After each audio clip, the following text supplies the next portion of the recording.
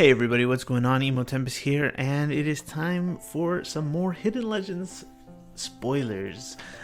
This is the set is around the corner, right? We have it says to be released November 15th. I have this weird sneaking suspicion we're gonna get this set, the whole set, a lot earlier, considering Worlds is around the corner. I don't know if there'll be another part to this, but stay tuned, be on the lookout. We got a lot to cover. Yeah, just let's get started, right? We got these very exclusive new arts as like a feature from the community page, the portal site. And we have a new Genesis. I'm gonna go to the one without the full art. This art is crazy though. They did it for the Garland. Ruby Asami is doing some real good stuff this time around. When Genesis or Job Soldier enters the field, select one of the following three actions. Your opponent discards one card, choose up to two characters, duel them, and freeze them.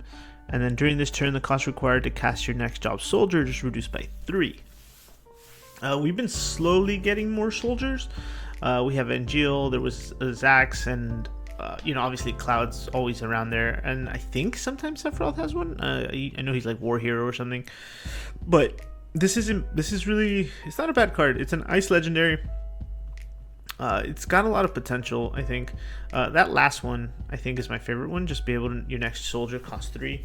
I think it goes down here to point out some of the other ones. Yeah, this Angel. You could probably just, free play the Zac out of your limit break. It's pretty cool. And yeah, see, we did our last Sephiroth. One of our most recent Sephiroths got soldier as well. So definitely some synergy there. Just a pretty dope looking card too. We can go on to the next one, Fenrir. I am loving this Yuya art. It is quite divine and like magical. If you cast Fenrir, you may discard one card as an extra cost. Choose one forward your opponent controls. If its cost is equal to the cost of the card discarded by the extra cost, break it and draw a card. So it's effectively 4 CP to break something and draw a card. If you have if its cost is equal to the cost of the card discarded, which is tough, right? That could be weird. That's a little less complicated. I think it's like that other Earth card Kujata, where it's like a 4 drop. Choose a forward, deal it like 2k, I think, for the cost it required to cast that card. So if it's like a 4 drop, you deal it 8k, so on and so forth. But this one's a little weird. Not sure if it'll really make the cut, but this one's very nice to look at. The one I'm probably the most excited about is this beauty. This is an insane card.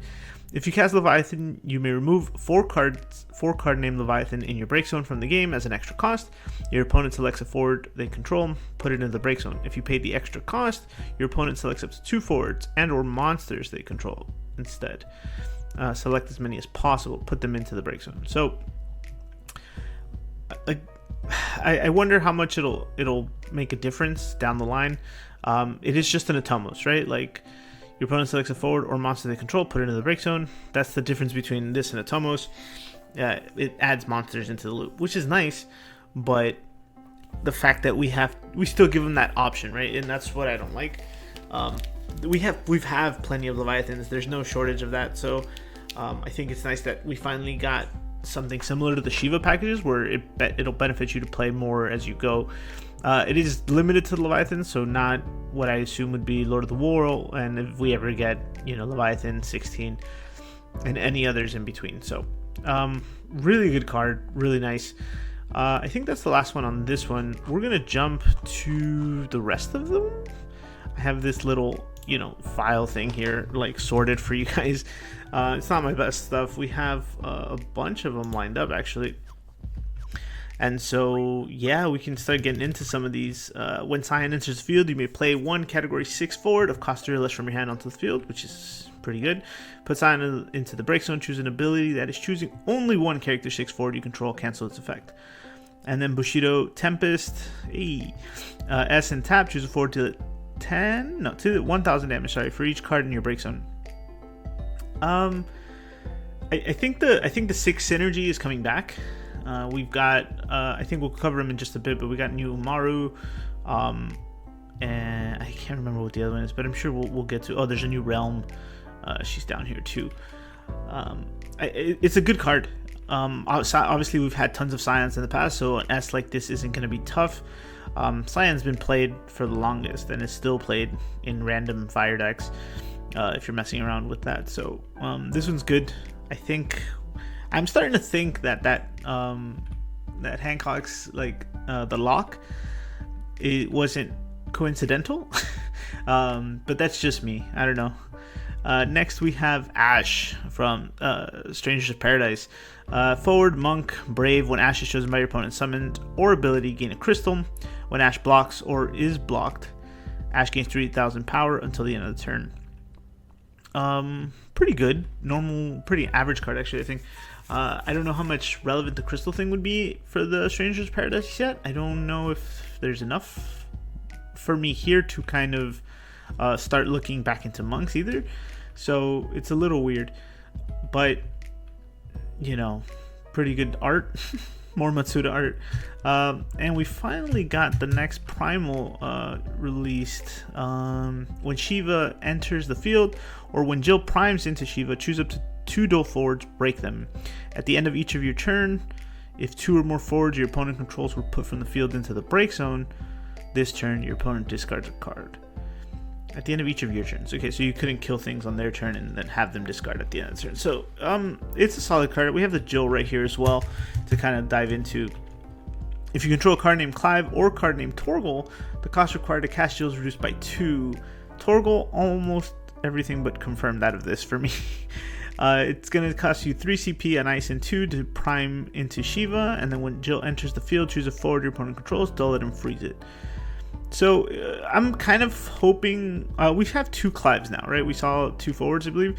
If Torgal's a backup, Jill goes up exponentially. I doubt it because that would be too busted, I think. But I'm obviously optimistic.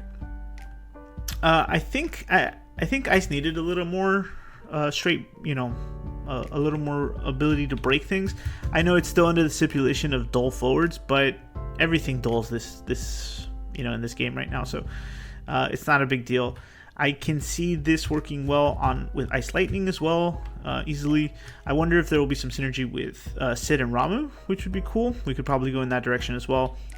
Yeah, I like her. She's the fact that she can be a 1-drop for 7 and dull and freeze a forward is great to me. The Shiva, I feel like the Shiva, there's something to be desired, but it's removal, and we won't ever cast for 7, I think. But the being able to, I still stand by what I said for the priming before, right? Like being able to bring them out of the deck is it's like a tiny buff for all of these decks that were lacking some filtration through the deck to kind of speed things up, lower the numbers, get to the good cards faster, or get to your combo pieces faster, whatever, right? So very, very nice. We're gonna go into Leech Bat. We finally figured out the mechanic for the monsters this set. When 1 or more forwards you control attacks, you may put Leech into the break zone. When Leech Bat is put from the field into the break zone, your opponent reveals their hand. You may select 1 card from their hand. If you do so, your opponent discards it and draws 1. I don't know if I want to Zidane them, right? Like it's less than Zidane, but so it looks like the mechanic is your forward has to attack. And then you can trigger these abilities. Leech Bat might not be able to do so much, but maybe it'll see some play in your limited pools, probably, just to pick stuff off. Valifor. Summon Mobius. You can only cast Valifor during your main phase. If you cast Valifor, you may pay X as an extra cost, reveal the top 7 cards of your deck, play a win character of cost X or less among them onto the field, and then shuffle the other cards revealed and return them to the bottom of your deck. Not bad. This could do a couple of things for you, right? Just kind of want to speed things up. It doesn't matter what you pay, I guess, as long you're still going to reveal 7, right? So that's a pretty dig deep. Like, that's pretty good. I'm very confident Wind might like this a lot. It sounds really good so far. I guess we'll have to test a little bit more. This might be what Wind needed to kind of keep up the pace of play with some of these other decks, so that's optimistic. Vivi, when Vivi enters the field, deal 2,000 damage to all the damaged forwards your opponent controls. That's terrible. Choose a damaged forward, deal it 4,000. Yeah, no, that's weird. Why would I need to damage them first to deal them more damage? And it's not even a significant amount of damage. This is a common, and I don't want to say it's black mage fodder for other decks because there's tons better Vivis. So this is a pass for me. Like, the Emperor. This is the Hidden Legends pre-release, which is exciting. It looks really good. I didn't realize he was in Strangers of Paradise as well. I bought it. I never played it. Joan held it against me. When the Emperor enters the field, gain a crystal. If your opponent has a crystal, also gain a crystal. So potentially 2 crystals from 3. You can crystal tap, choose a forward of cost 4 or less, break it, and for 3 crystals tap, break all the forwards and monsters your opponent controls. That's very nice. I can see that Sopfo synergy now with the crystals, with the ash we were talking about just a moment ago. I think this might be the first Emperor that I think will benefit from all the previous Emperors. I know we had a lightning one that says when it dies you can bring an Emperor out from the deck as well. I think it's also 3-drop lightning, but it's 7k, so you'd go down to this one. But again, they've all done that in the past. Every Emperor like comes out from another one, right? You can pick another one from the deck or whatever under some condition and then bring this one out. I think setting up that play on your opponent's turn, like they attack you, or they won't attack you, right? Because what'll happen is this guy will come out, you'll generate a crystal, and then on your turn you'll have 3 crystals in theory, and then you'll just board wipe, right? So he is definitely something to consider. I'm very much liking this card. Cloud, 2-cost backup, and he's a warrior. When Cloud enters the field, you may pay Earth, and 2. When you do so, choose a dull forward and break it. And then same thing with an S, Braver, choose a dull forward and break it. I can't think of another. We used the Fire Cloud backup for a while to do the same thing, right? It's like if you had Cloud, you can do these things. Maybe this will see a little difference. I think the fact that he's warrior might make some difference. You know, warriors is obviously very popular and relevant. Tyvos will continue to be a great card, I think, going forward. As long as we get some decent, even one playable warrior card. Would just continue to push that deck forward. But this isn't it. This might just be more title fodder. I don't know.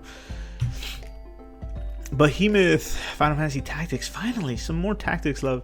When one or more forwards you control attacks, or sorry, let me read this right. When one or more forwards you control attack, you may put a Behemoth into the break zone, and when Behemoth is put from the field in the break zone, choose a forward you control. Until the end of the turn, it gains if this forward deals damage to your opponent, other than by its ability, the damage becomes 2 instead.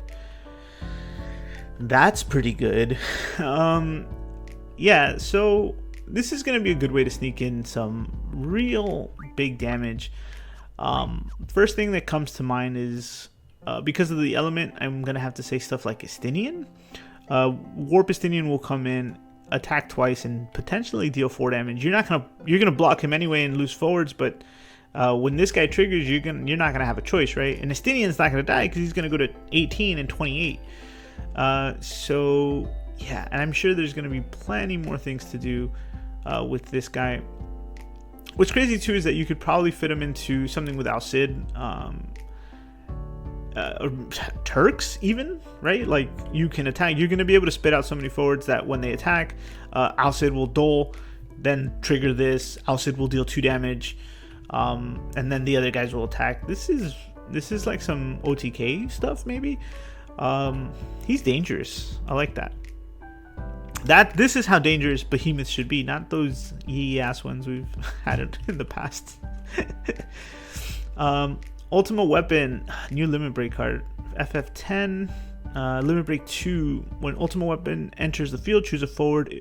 If you control 4 or more fire characters, deal it 9,000. When Ultimate Weapon enters the field, if you control 4 or more water characters, your opponent selects 1 forward they control, put it into the break zone.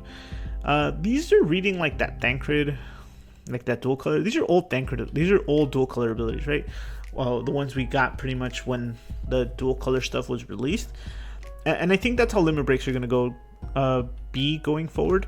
They're starting from the beginning in terms of basic effects and things we've seen, and over time they'll catch up to where we are now, but then we'll be further more advanced, right? And I guess that's kind of cool in the sense that you'll have all these basic effects on reserve from your limit break deck. I like this one. This one's not too expensive either. 6 for and either of these abilities.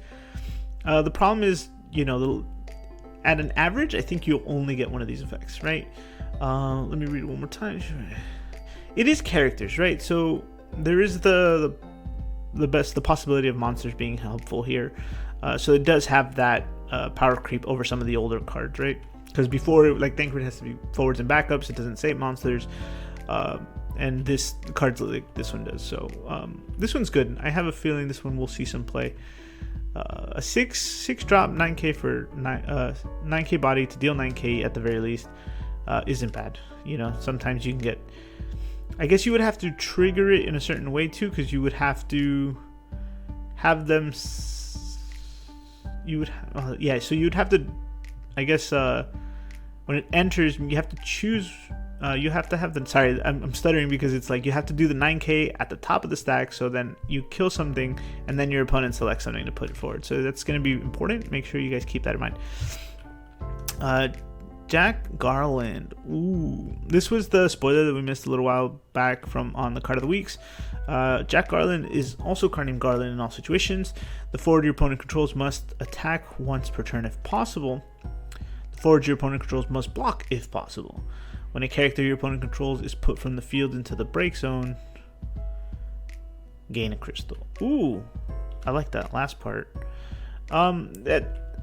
This is good. I think going from the what was it? I think the Man in Black a few sets back, where it's like your opponent has to tap 3 or things, or 2 forwards can't attack or block this turn. This is a nice upgrade from something like that. And this full art is insanely nice. I can't wait to see this in person. I'm seeing a gold border here. I wonder if this is like a new prestige. Obviously, I didn't read that, entry that week. I kind of lost track of time. But this card reads really well. Obviously, it's a little slow, but the forwards your opponent controls must block, right? So it doesn't matter when you play him, really. It's just you kind of set up this awkward situation. And because it applies to all your forwards, not just when he attacks, it makes him that much better. Because we've had these effects before, right? Like we've had the Cloud Legendary says when he attacks, you can, force him or block. We've had a Galif, I think, that did something like that similar as well. And we've had a backup that did things like this. So this is a big jump for that. Yeah, that's very good. What is this guy called? Guardian. When Guardian enters the field, draw a card. When Guardian enters the field, choose up to 2 forwards. If you control 4 more lightning backups, stole them. Pretty basic. It is Stranger's Paradise though, so more Stranger's Paradise decks coming along. That's cool. Next is Realm. When Realm enters the field, if you control 5 or more category 6 characters, you may search for 1 monster of cost 3 or less and play it onto the field. Choose a monster that is also a forward. Choose a monster that is also a forward. It gains 2,000 power until the end of turn. Okay. I guess it's 3 drop to play a monster, right? Pretty much.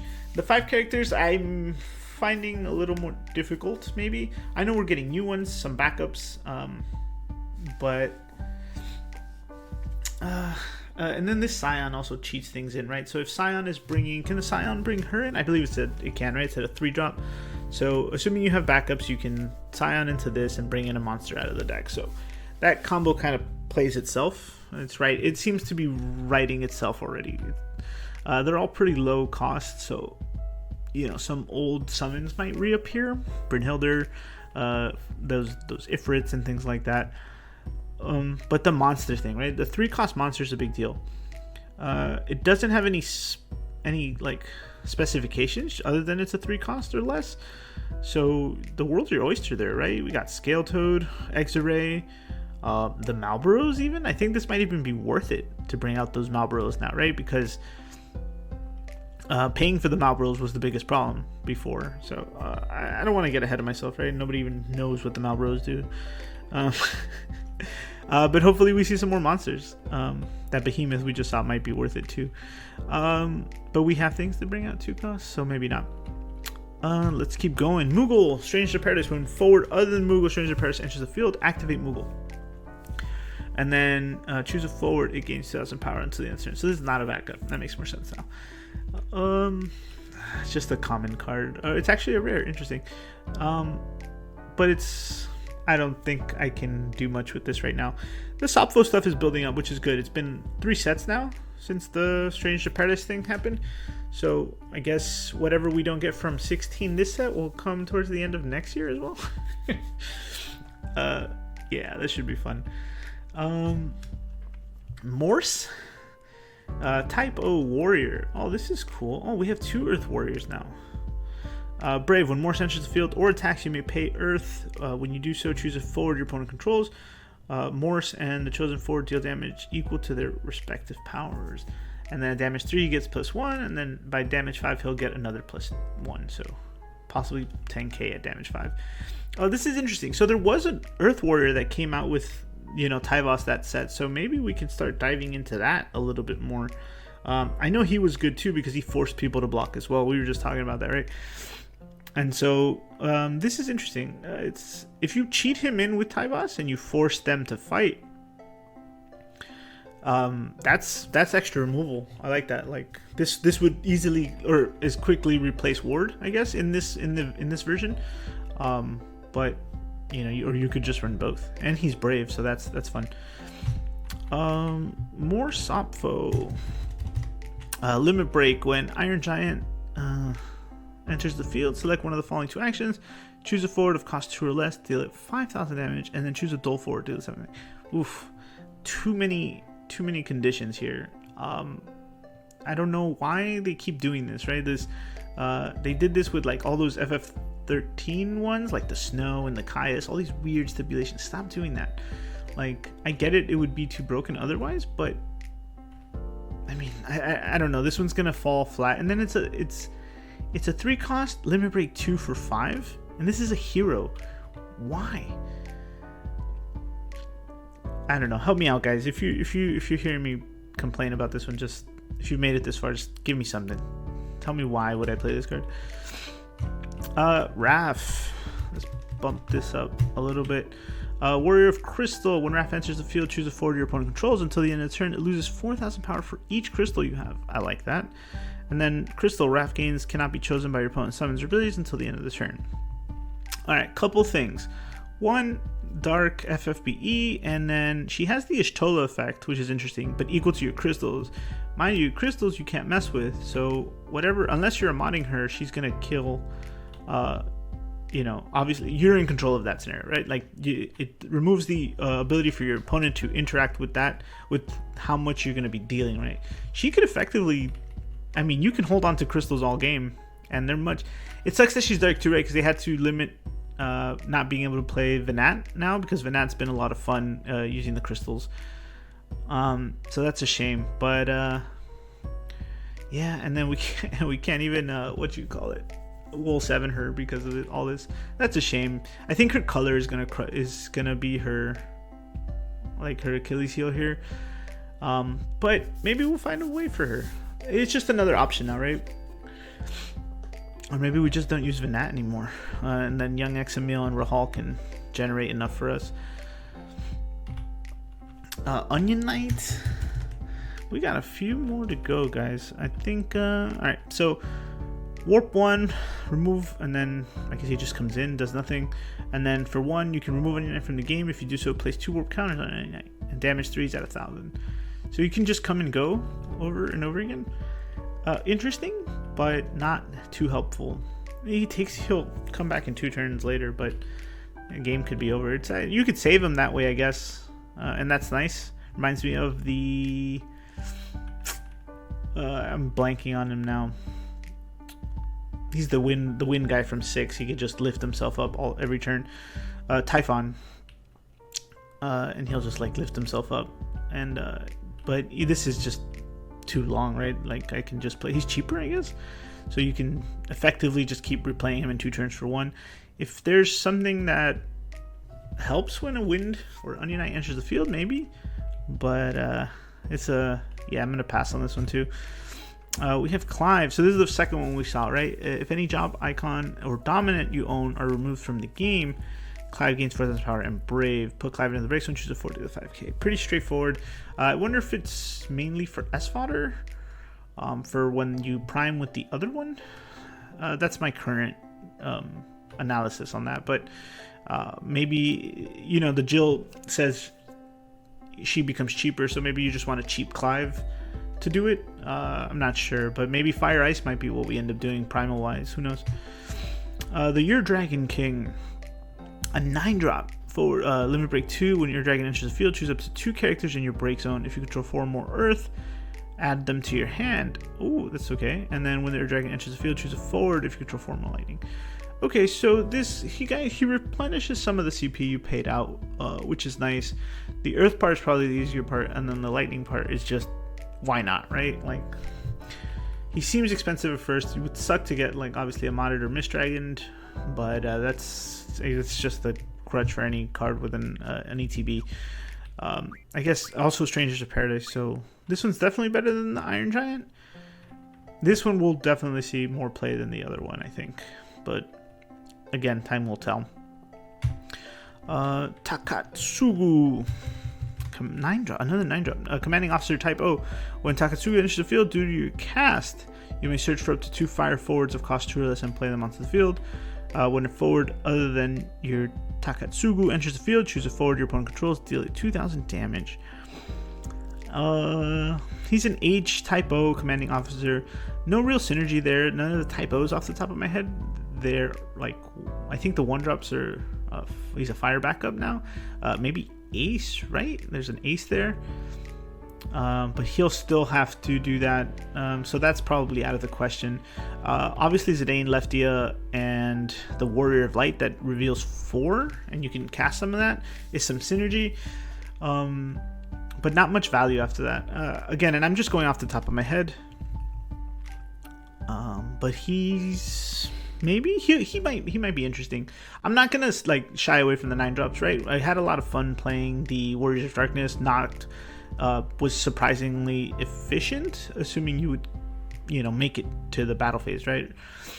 Because you'd get the other guys back, and it didn't feel so bad. This guy might also not feel so bad after you play him a few times, and you kind of, figure out what's the best option, right? Obviously, the Zane would come in, do the dirty work, and then, in theory, the other option would be something that kind of mitigates the cost of this guy, right? So like search you something or play something, or I don't know, generate some value, maybe more removal, I guess, so to kind of create a better board state for yourself. So it all depends, I guess. I definitely has my interest. We'll need some more time to deep dive into this one.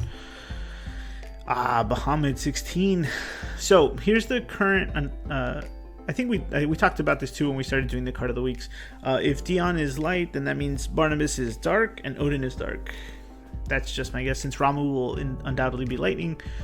And then we have the other two. We have Garuda and Titan for obviously wind and earth. So 4-drop Brave. When Dion primes into Bahamut, choose up to 2 forwards, deal them 9,000. Just great. And then Zeta Flare, choose 1 forward, it loses all its abilities until the end of turn, break it. Ooh, that's really good. Oh, this is the light legendary. Cool. Okay, we're gonna start playing with this right away. We've been playing the mono water with light, and I can see that fitting in here as well. I think it would be too ambitious to even consider the Medines at this point, because you would have to play a triple Dion, triple Bahamut. But I think overall the water has enough filtering to kind of put the light cards. If you draw Bahamut, I can Loperate it back in, or if I'm doing Astrology, and I can keep sending them to the bottom to kind of we have the old Artemisian as well. Just if you open them, we send them all to the bottom. Allows us to get into the Dions faster and prime the way we want to. So that's where I am here. Seems fun. Warrior of Light Limit Break. Limit Break 1, 2-drop. If you control 3 or more job standard unit forwards and or job Warrior of Light forwards to cast Warrior, you must control to cast Warrior of Light. Sorry, the forwards other than Warrior of Light you control gain. This forward cannot be chosen by your opponent's summons or abilities. Cannot be chosen by your opponent's abilities, and if this forward is still damaged by your opponent's abilities, that damage becomes 0. So it only protects from abilities, which is cool, and damage from abilities, which is still nice. Summons is obviously, very good, but this is nice. So off the top of my head, this is going to be really good when, you know, wolves start pushing in if you don't have the 4-drop, obviously. But it creates a different scenario, right? Like I can bait you with all this stuff, force you to use the resources, or, you know, if you answer the wolf, this guy can come out as well. Things like the Vikings or standard units in general. There's not a lot of standard unit decks now, but we did get that. I don't even want to use it. It's another Warrior of Light from the last set, right? The Earth one is just being able to generate that stuff. But I feel like the standard units are going to continue to get like this ambiguous support, and I think this is a good limit break card to kind of bring it together when you figure that out. When we figure that out, right? Like, as you know, someone does. Someone will crack it. If not, if we don't first. But no, this is a very good card. Also, Strangers of Paradise, which is good. I wonder if this is gonna matter, right? Like, if at some point equal. Well, we know the old Strangers of Paradise characters revolved around having at least 2 or more. So there's definitely some balance now since we have more Strangers of Paradise cards. So maybe they'll start coming out of, you know, from hiding. All right, Zane. Tantalus Member Thief. When Zane enters the field or is put from the field into the break zone, choose a character in your opponent's break zone, remove from the game. During this game, you can cast it as though you owned it anytime you can normally cast it. And then at damage 5, the backups you control can produce CP of any element. Oof, this is much worse than the other Zanes we have now. Being as you would need to be able to produce the CP, the proper CP to do it. Was it enters or is preferred? So yeah, he'll steal 2 cards during this game. Yeah, so you obviously you can cast them anytime, and it's obviously just not bad removal in some sense, right? You can just get targets out of their break zone, and you steal them obviously, right, for the remainder of the game. But if you're unable to cast them, they just stay out of there. So would need some, you know, backup support to kind of do that. Maybe that Earthwind Beldat deck that was, you know, came out a long time ago might need this. But then again, I'd probably just rather play the other Zanes, no? I think this set we're getting a limit break Zane. Like, I want to say it's this set, but that's interesting. This one's it's a hero as well, so I don't know. Maybe we'll find some use for this guy. Bahamut, I don't remember if we've talked about this one, but when Bahamut enters the field, choose 1 forward your opponent controls, deal it 8,000 damage. When a forward your opponent controls damage by Bahamut is put from the field in the break zone on the same turn, Bahamut deals your opponent 1 point of damage. That's a pretty good card. This seems like, yeah, that's crazy. This is like too good of an EX burst, right? I'm confused. I think maybe I'm looking too much into it, but this is a strong card. This might be what. Oh, it's Strange to Paradise too, which is interesting. That's a good look for him. I've never seen this one yet. I'm gonna have to go back and play this game for real now. This is a very strong card. I think. When forward opponent controls damage by Bahamut is put from the field into the break zone. Oh, so that's a field ability, right? So the EX burst won't trigger that way. So yeah, so that makes sense. So it's the EX burst is just 8k. Yeah, fighting effects might be cool, right? Hecatons, the Zagnals, the new monsters, and came out like that. This card is gonna be very interesting. I think bringing him out with Jet might also be on the table, right? Lots of things to consider here. But I think it's very helpful that he's just EX burst also. Like, why not? And if you leave something open, I'll pay 9 easily to kill you, to like kill a forward and then just finish you off for a point of damage. So you won't actually be safe if like we have you at 6 and stuff. Even a Renoa, right? Like, just get this out somehow, blink it, kill something else, and just shoot for a point of damage. This is nice. This is fun. Dion Brave, 3-drop Brave, 8k, 3 CP just to prime, and then when Dion or a character you control is priming, draw a card. That seems good. Oh, Dion is very good. I am very excited about that one. Yeah, Dion's gonna work himself out. That's good. That's a Bahamut's gonna be very fun to play. These were old. These were from Nationals, right? We have Neon. When Neon enters the field, choose a forward your opponent controls, deal 5,000 damage, gain a crystal. And then for Fire Crystal, choose a forward, deal 5k. It's a pretty generic effect. 5-drop 9k. It's too... I can see where the crystal thing is coming from, but we're gonna need to... I'm sure there will be something to use all these crystals on if Strangers of Paradise is plant. The Garland, the Ash, and now Neon also generates crystals. So pair that with all the backups we have. We might see more crystal decks now. We just saw Raph and we got Venat last set. So maybe Sappho is gonna go into the crystal realm. Let's see. Belgiumine. Belgiumine cannot be chosen by your opponent's summons during each... Belgiumine cannot be chosen by summon. Sorry, during each turn, when you cast the second summon you've cast, choose up to 2 forwards, deal them 4,000 damage. During each turn, when you've cast the third summon you've cast, choose up to 3 forwards your opponent controls. Your opponent puts them to the bottom of their zone or stack. I think it's cool that we finally got the other summoner from 10. The art is very nice. 1-drop 3k legendary is... I get it, right? Like, she has to be cheap in order to do all these other things. I don't know if there's a world where you pair her with that double cast Yuna, or if you just play a lot of, or you just more cast count, right? There's obviously more cast count. You know, you have Chocobos. Oh, sorry. You have Chocobo. You have Alexander. You have Chocomog. All these storm cards or whatever, and then the Alexander that comes in. If a win character came in, it's free, right? All of this is going to easily be able to generate this. It sucks that there's no... The value would have to come from what you're playing, right? So you would Alexander into something else, Chocomog. You have all the summons, you search your cards, and then send up to 3 things to the bottom of the deck. I wish that second one did more, but... or did something else, right? Because if the idea is to work towards sending things to the bottom, then dealing them damage... doesn't matter. I mean, you could also pair this with fire, right? Like, there's just do a Brynhilder here or something there, and then, you know, finish them off with 4k maybe. So that's something. It is the legendary, so there has to be something there, right? Next is Gao. If you control 3 or more monsters, this was the other backup that we saw, right? If you control 3 or more monsters, the cost required to cast Gao is reduced by 2. X, tap Gao, put Gao into the break zone, search for up to 1 card named Gao of cost X and up to 1 monster of cost X and play them off the field and add that monster to your hand. This card, I do remember talking about this. This card is just going to keep replacing itself. Playing it at 3 isn't too bad. You can play Gao next turn, tap Gao for 2, bring out Gao, and then search a monster at the same time, right? It's good way to thin the deck. Just keep the same count forwards on the count, I guess, intact. So, and then your backups don't technically change, so you can always just filter. It's a solid card. The art's nice, so I'm happy about it.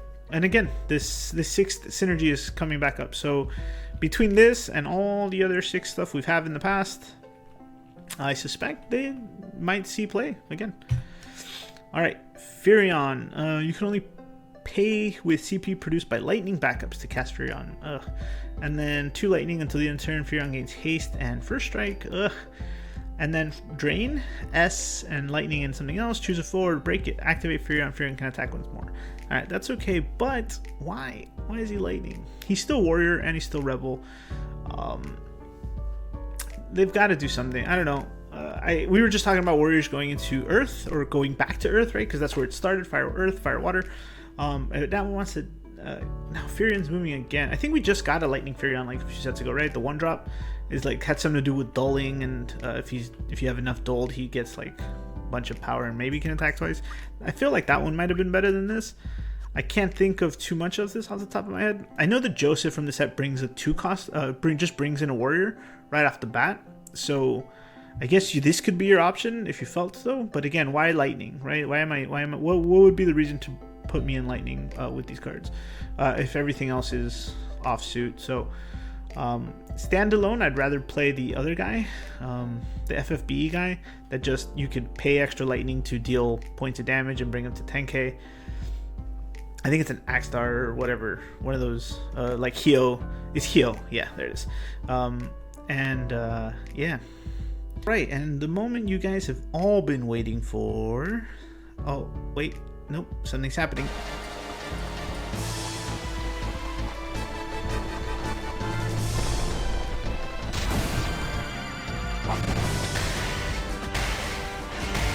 here is your Hidden Legends exclusive community spoiler provided to me from Square. Thank you so much. This is a 5 CP Odin EX Burst summon from Mobius and Category 7. EX Burst, choose a forward your opponent controls, break it. Remove as many cards from the top of your deck from the game as the CP required to cast the chosen forward.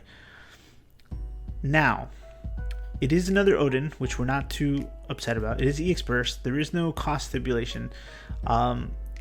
Does have a big downside though. You do have to remove as many cards from the top of your deck. So on average, you are breaking a 3 and a 4 drop. So every time you EX Burst this, you will have to sacrifice 3 cards. Now, Lightning is already moving into a space where it is milling and getting rid of cards off the top to get there faster, but milling and removing are 2 separate things. So I'm a little indifferent about this card, but the Mobius art is sick, so I'm happy to share it with you guys. Please let me know what you think. Thank you for listening, and I hope you enjoyed it. Sorry this one's a little long. Probably could have broken it up into 2 parts.